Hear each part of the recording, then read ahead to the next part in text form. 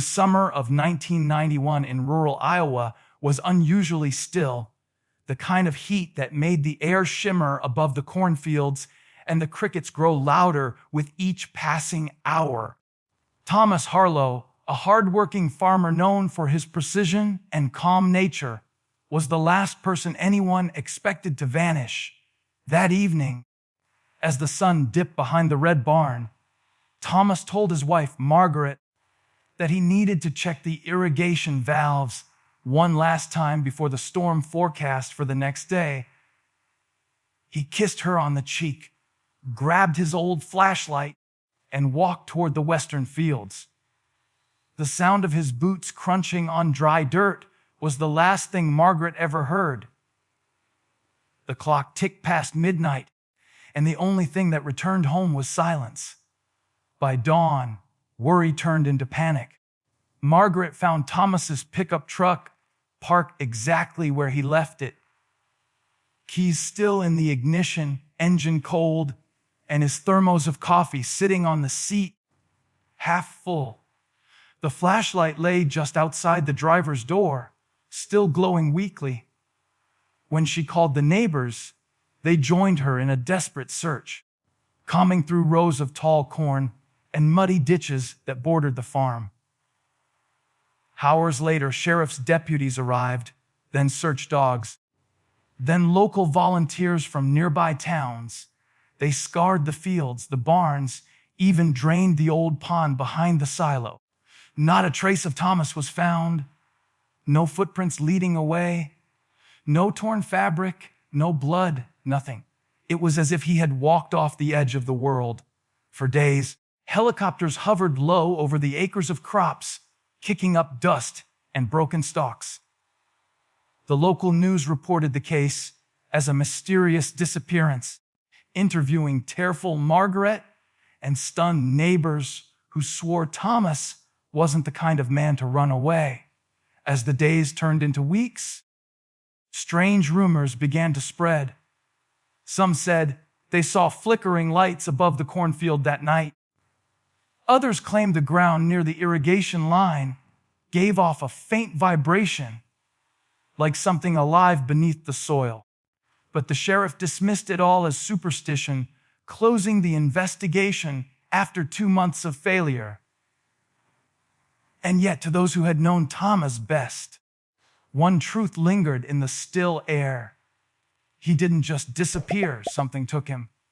Months passed, and the disappearance of Thomas Harlow slowly shifted from breaking news to a painful memory that people in Greenville tried to ignore. The sheriff's department closed the case, citing no evidence of foul play, though no one truly believed that. Thomas's wife, Margaret, refused to accept the idea that he had simply left. Every evening, she stood on the porch, staring across the fields as the sun fell behind the horizon, expecting to see his familiar shape walking home. The farmhouse, once filled with laughter and the sounds of a working man, grew heavy with silence. She kept his tools where he left them, his boots lying neatly by the door, and his favorite flannel folded on the bed. Her neighbors visited at first, bringing casseroles and kind words, but even they stopped coming after a while. Pity had turned into unease. People didn't like being reminded of something that couldn't be explained. By the late 1990s, Greenville had changed. The fields that once thrived around the Harlow farm were being sold to bigger agricultural companies.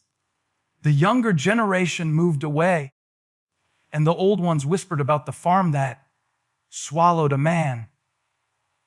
Some kids dared each other to sneak near the irrigation field after dark, saying that if you listened closely, you could still hear the ground humming like it did the night Thomas vanished. Margaret stayed through it all. The changing seasons, the encroaching loneliness, the quiet gossip that she'd lost her mind. But she wasn't crazy. She claimed she still felt him nearby.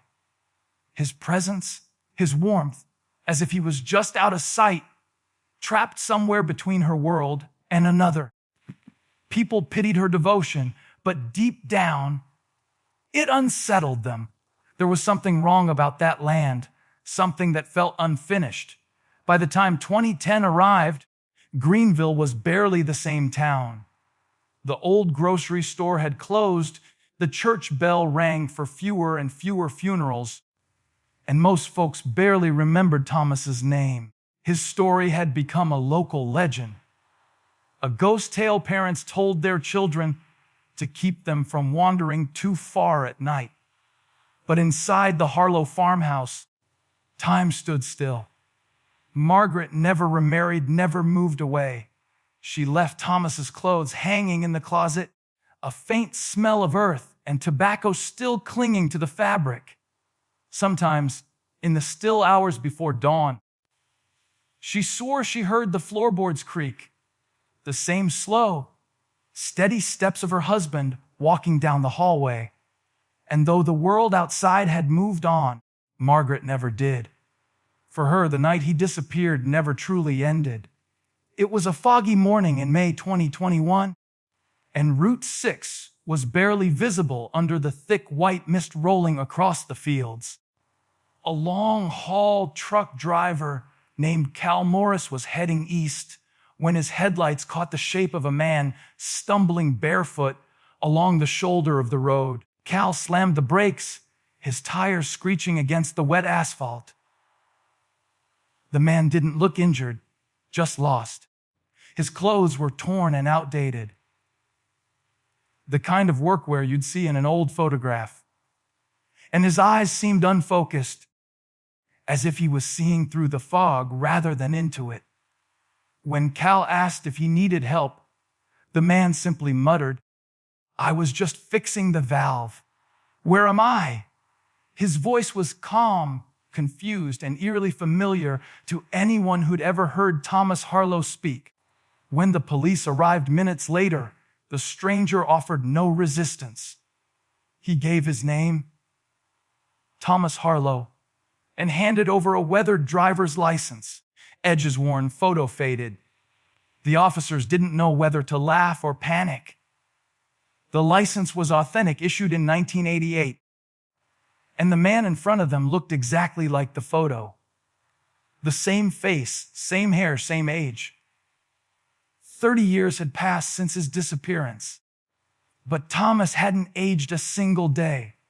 They took him to the county hospital for evaluation, where the medical staff whispered nervously as they compared old newspaper clippings to the man sitting in front of them.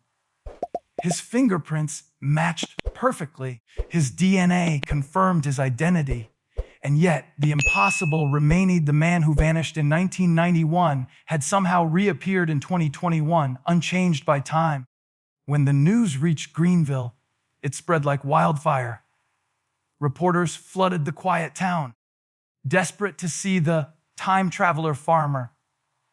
Cameras lined the Harlow property, and people gathered by the fence hoping to catch a glimpse of him.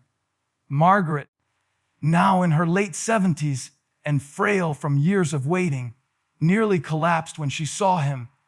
She reached out trembling hands, touching his face as if afraid he'd vanish again. "You haven't changed," she whispered, tears streaming down her cheeks.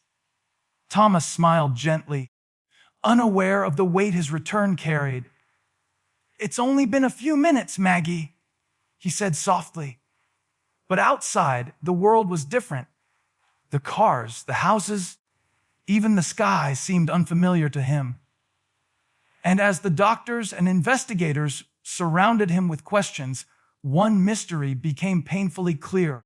Wherever Thomas Harlow had been, time had stood still. Doctors, journalists, and government officials swarmed the hospital, desperate to understand what had happened to Thomas Harlow. They ran every possible test, blood work, neurological scans, even carbon dating on his clothes. But everything pointed to the same impossible truth. He was physically identical to the man who vanished in 1991. No signs of aging, No illness, no trauma. When questioned, Thomas seemed calm, even slightly amused by all the attention. But his answers only deepened the mystery. He claimed that on the night he disappeared, he'd been fixing the irrigation valve when the ground began to hum. Not violently, but like a steady vibration under his boots. He said the air around him shimmered, and a strange buzzing filled his ears. Then, in his words, everything blinked. He thought maybe lightning had struck nearby, or he'd lost consciousness for a moment. When he opened his eyes, the sky was darker, and the air felt heavier, colder. He walked home thinking no more than an hour had passed. To Thomas, only minutes had slipped by. But to everyone else, it had been 30 years. When investigators took him back to his property, his confusion turned to quiet dread. The farmhouse looked the same, but older, weathered, with ivy crawling up the walls and the barn roof sagging under rust and dust. Margaret watched him from the porch, her eyes full of disbelief and tears. "You said you'd be right back," she whispered. Thomas stepped forward slowly, his boots sinking into the same soil he had walked across decades before. Yet it all felt foreign, almost artificial. He touched the doorframe he built with his own hands, now splintered and gray, and asked softly, "Why does it look like it's been abandoned for years?" No one could answer him. Every clock, every calendar, every newspaper confirmed the same nightmare. He had skipped through time without even realizing it. When experts returned to the irrigation site Thomas mentioned, they discovered something strange. The old metal valve was still there, half buried under layers of dirt and overgrowth.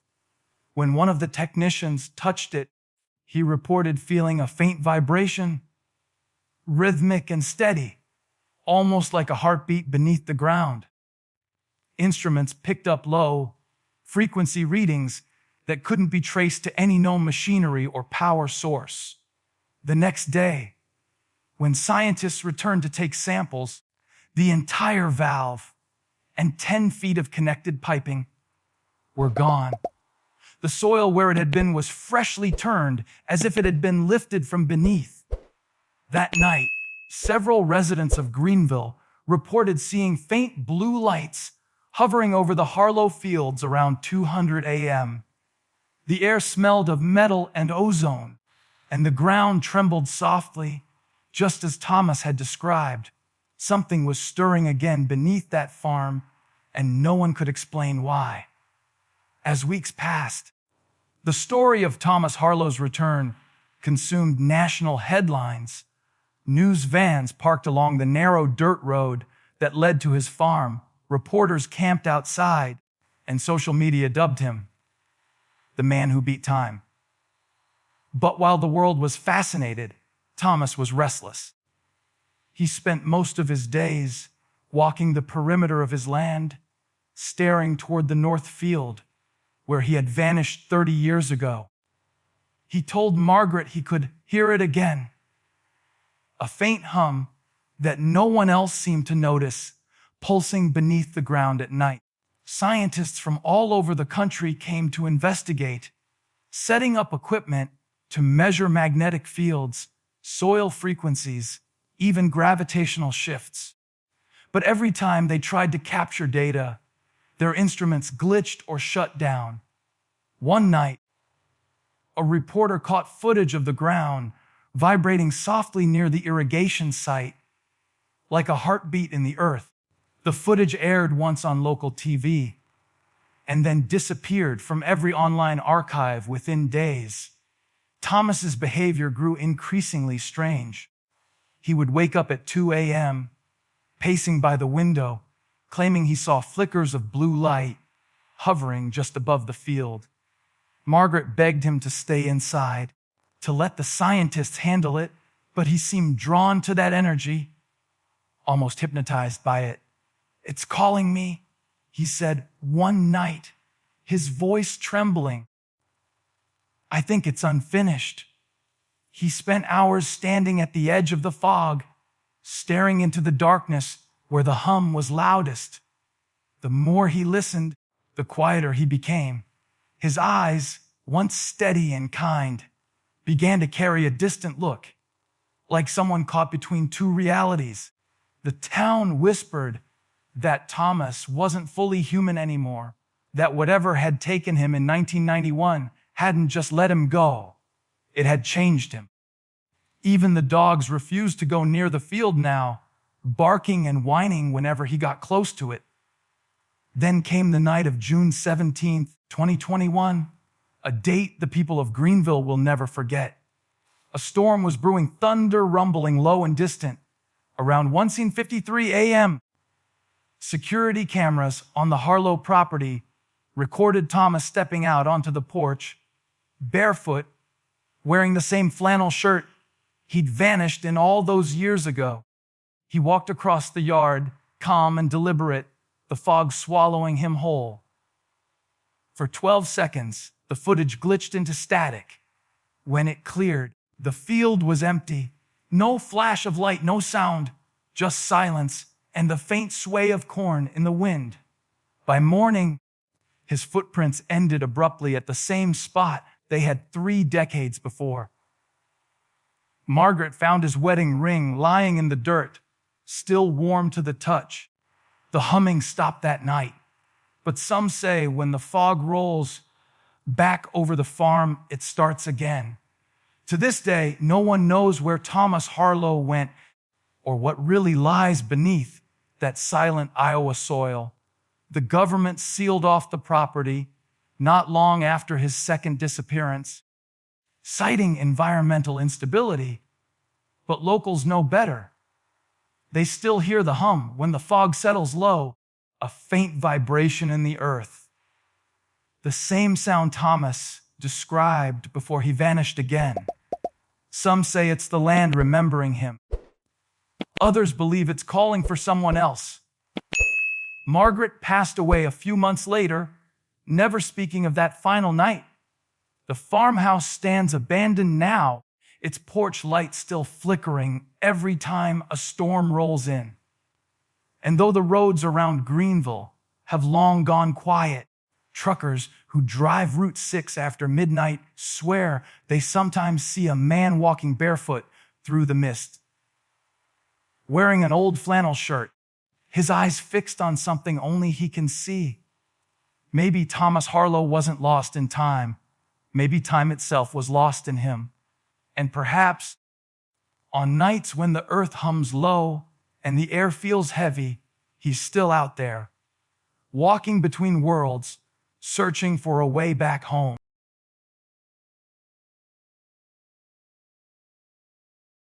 If you liked this video, don't forget to hit that like button, share it with your friends, and drop your thoughts in the comments below. Most importantly, subscribe and hit the bell icon so the next secret finds you first.